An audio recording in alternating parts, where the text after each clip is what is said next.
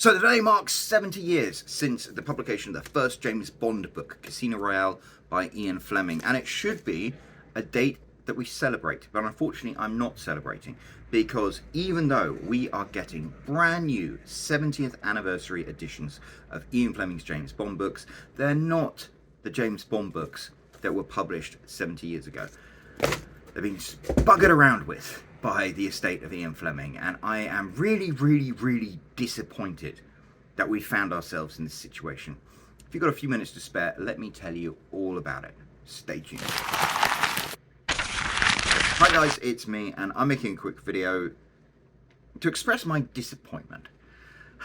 So a couple of months ago, I was really excited to hear that the estate of Ian Fleming's family, had regained the rights to the James Bond books. I was even more excited to learn that instead of republishing them with a traditional publisher, I think they'd been with HarperCollins last time, they were going to publish them under a brand new independent imprint, Ian Fleming Publications, their own publishing house. I was like, this is it.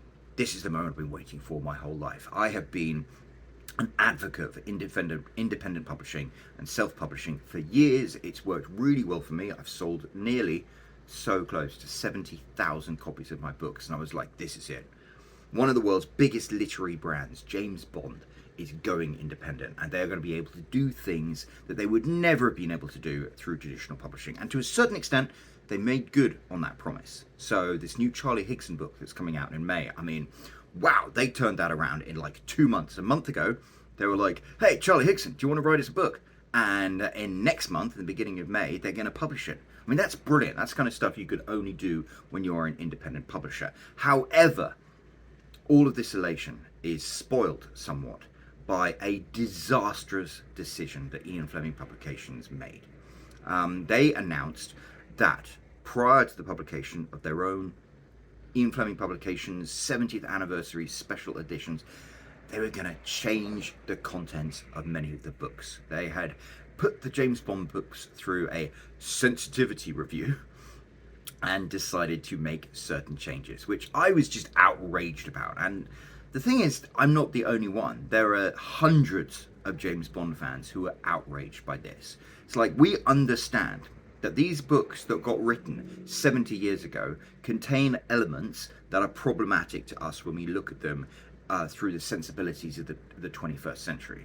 But the fact is, nobody is buying James Bond books in 2023 without understanding the fact that they were written 70 years ago. So there are going to be elements in them that are problematic, and that's okay. We've made peace with that. But no, the estate of Ian Fleming, because they know so much better than the rest of us, decided that they needed to edit the books. So I sent them off to a sensitivity review or whatever, and suggestions came back, and then they decided to make changes. And they very much tried to downplay the changes, but the changes they made, they're reasonably significant, but more so than that, they're disastrous. And it's put me and hundreds of other James Bond fans in a really difficult position. I am the target audience of Ian Fleming Publications. I'm a huge James Bond fan. I make a reasonably good income. You would think I would snap up the brand new 70th anniversary editions of these books in a heartbeat. I would be even more excited to snap them up because of the fact that these books are historic. These books are the first editions published by Ian Fleming Publications.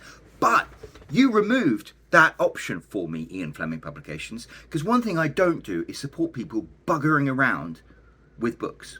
Like, Ian Fleming wrote these books and then he passed away, and that doesn't mean that you can go back and start editing them and changing them. Why? Well, I'll give you 5 reasons why. The first one is that nobody asked you to do this. Nobody was standing there outside the offices of Ian Fleming Publications saying, please will you change these books? Nobody.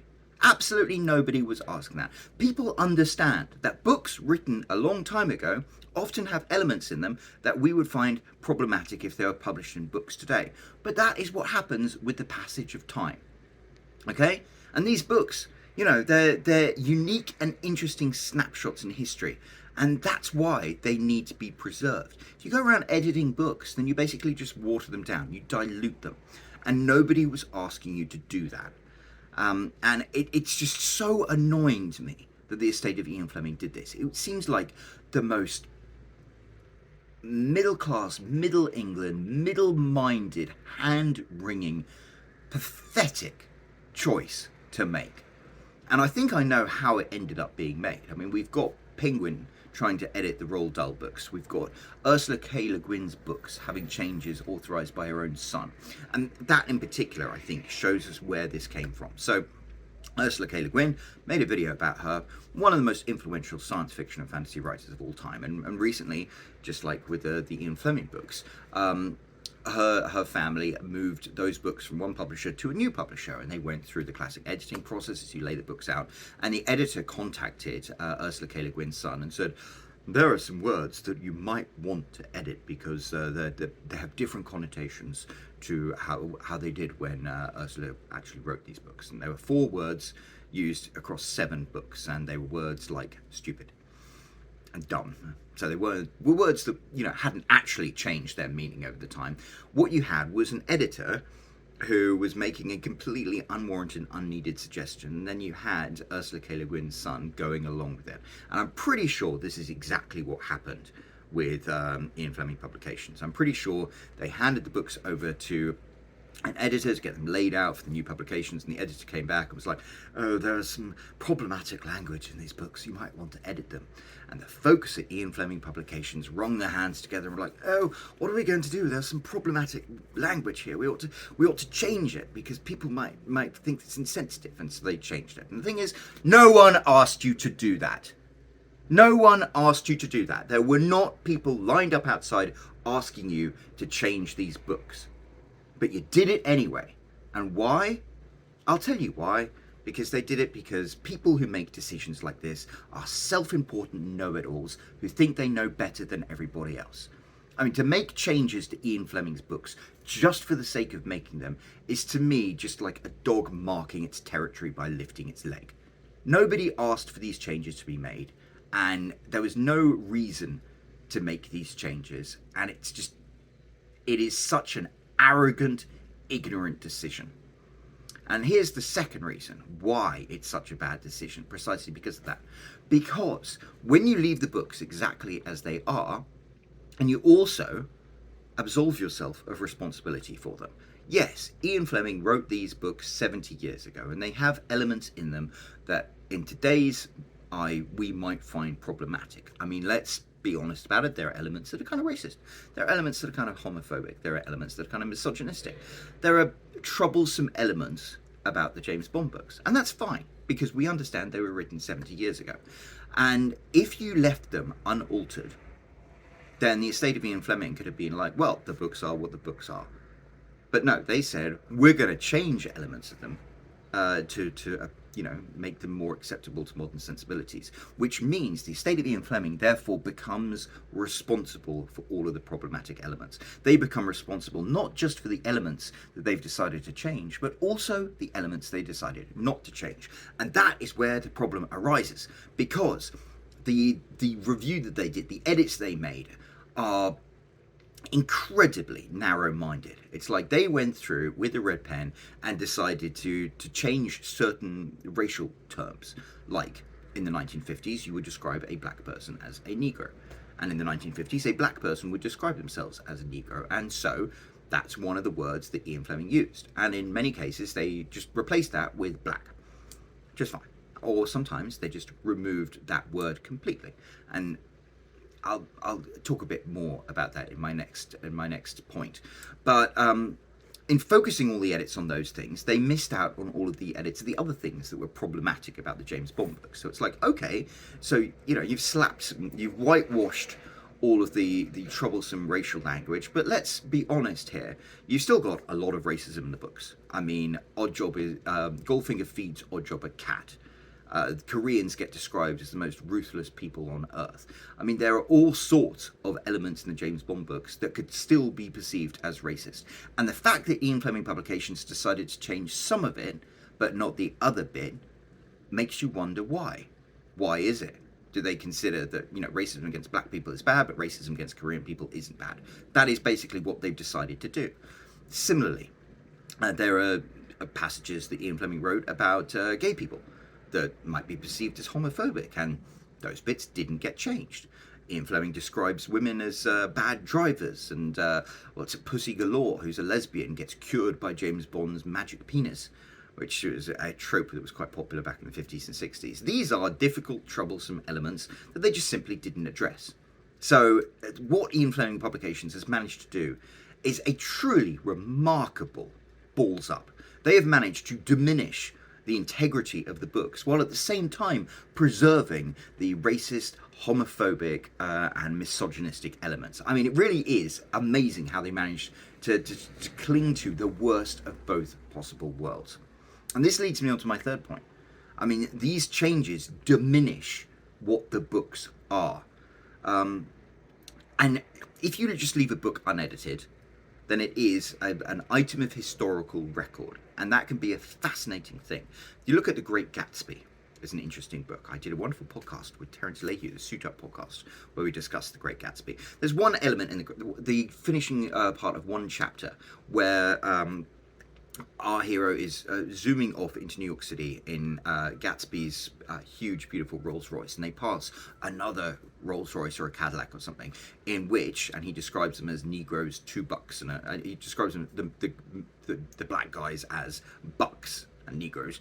But the whole point of it is you've got these black guys being driven around in a huge, luxurious car by white guys, and that's meant to be an illustration of how the Roaring Twenties, the 1920s, were a time when all social order that had traditionally existed in America was being turned on its head. Suddenly, there were black people who were affluent and had white people as their servants, and that was a hugely important passage in that book.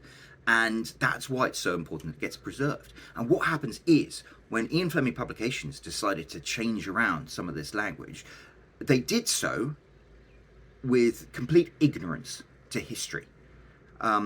The thing that the one example that I give that really, really gets my goat is how in Dr. No they decided that the passage where Ian Fleming describes James Bond landing and passing his passport to a disinterested Negro immigration officer. Ian Fleming is a man known for brevity. He doesn't use adjectives when he doesn't need to. And the reason he described the race of this immigration officer is because at that time, that was an important example of how colonial rule in across the world, but in Jamaica especially, was declining. And it would only be a few years until Jamaica became independent. And for white audiences, white British audiences, you know, this is the start of the Windrush generation. So there were only a few black people in Britain at all. So if white audiences would read this and be like, oh, wow, the immigration officer that James Bond hands his passport to is black, because black people are in authority, uniformed authority. They represent the government. They rule Jamaica. And that was something that was important, culturally and historically important. And by pulling that word out, because they're worried it's going to be offensive, Ian Fleming Publications managed to wrench out so much of the important historical context of that particular scene. I mean, they go on about, oh, Ian Fleming would have approved of these changes. No, he bloody wouldn't have done. Why do you think he specified the race of the immigration officer? Because it's important.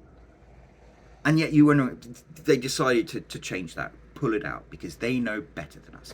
And that's the thing. It's just whoever made these edits was just so ignorant of the cultural significance of what had been written. And it diminishes the importance and the cultural significance of the James Bond books. Oh, and worse than that, it diminishes the other books as well. Not just the books written by Ian Fleming, I mean the other books featuring James Bond. Let's talk about Double or Nothing by Kim Sherwood. So, you know, us Americans, we only just 2 days ago got the ability to buy Double or Nothing by Kim Sherwood. But that is an interesting, exciting book to have in the James Bond continuation canon. It's a book in which James Bond is missing, and it focuses on 3 secret agents who are in his orbit trying to get to the bottom of the mystery of why he's gone missing. And we've got one secret agent who's a woman, we've got one secret agent who's a Muslim, and we've got one secret agent who's black and gay and disabled. So, you know, from a demographic point of view, you've actually got interesting, new, diverse characters in there. And I think that's really, really interesting. And a lot of people had the criticism when this book came out of, oh, James Bond's gone woke. And I was like, no, no, no. Let's talk about this. James Bond going woke would be if we wrote James Bond as a woman, or we recast James Bond as a black guy. Instead, James Bond is James Bond, and we're just focusing on other characters in his orbit, which means you're not like changing anything. You're just admitting that gay people exist in the universe of James Bond. Black people can be spies in the universe of James Bond. It gives them an opportunity to be seen and represented, and that's a really cool thing. But the problem is that when the estate of Ian Fleming decided to make these edits to the James Bond book, and people started being like, oh, they're editing the James Bond books, they're really woke. And then you've got a book like Double or Nothing, which, you know, introduces more diversity to it. It makes people take all of that negative attention, accusing the estate of Ian Fleming of being woke for changing James Bond books, and then they turn it on Kim Sherwood's book as well. They're like, oh, just look at this. They're changing all the original books, and then they're writing books about gay secret agents. They've gone woke. The edits diminish the significance and the importance of Kim's book. That's what really, really gets me. If you left the original books alone, then it would just... If you left the original books alone, then I think it would protect and insulate Kim's books from pointless and unnecessary criticism. But instead, you've opened that up, and I really think that's an issue. I really do. And that brings me on to like my fifth and final point of this, which is the estate of Ian Fleming's decision to edit these books prior to publication. It's not just a case of having complete historical and cultural ignorance when it comes to the changes they made, but it also shows complete ignorance of the core fans of James Bond. It's not that there are a bunch of middle-aged white guys like me saying like, oh, books shouldn't be changed because we should be allowed to call people by outdated racial terms. No, we're not trying to protect the books to protect their alleged racism or homophobia or something. We're trying to protect the books to protect their integrity. The books were what the books are, and they offer us like an insight into what the world was like back in the 50s and 60s, and we want that preserved.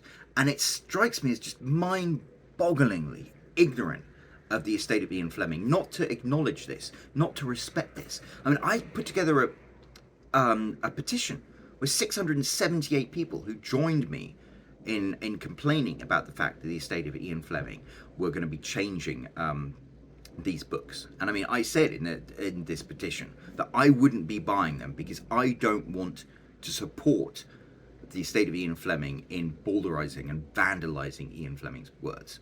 And okay, only 678 people might have signed my petition, but if each of those 678 people bought all of the James Bond books that Ian Fleming Publications are republishing, that's more than 10,000 book sales.